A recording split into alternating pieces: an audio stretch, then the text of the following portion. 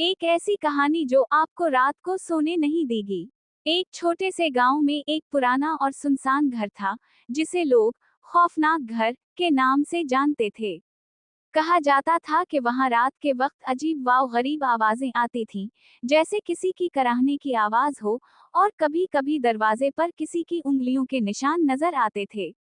एक दिन अली और इसके दोस्त फैसल ने फैसला किया कि वो इस घर का राज मालूम करेंगे। रात का वक्त था, और चांद की रोशनी में वो दोनों इस पुरस्कार घर की तरफ चल पड़े।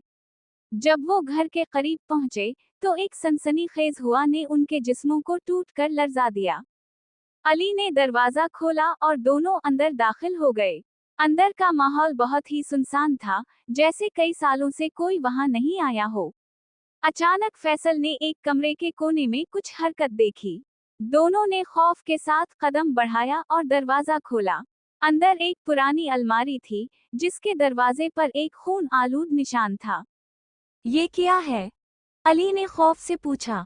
फैसल ने अलमारी का दरवाजा खोला और अंदर एक कदीम किताब पाई।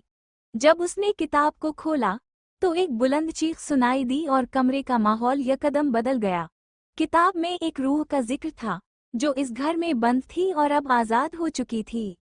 दोनों का दिल डूबने लगा और अचानक कमरे की तमाम खिड़कियां खुल गईं, और हवा का एक तेज झोंका आया।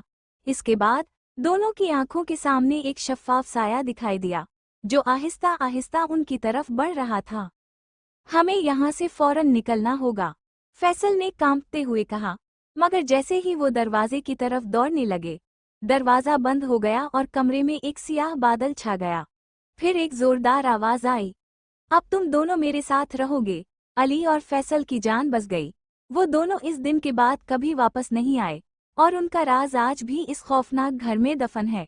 अगर आपको कहानी पसंद आई हो, तो लाइक करना ना भूलिएगा, और ऐसी ही खौफनाक कहानियों के लिए कहानियों का सफर को जरूर सब्सक्राइब करें।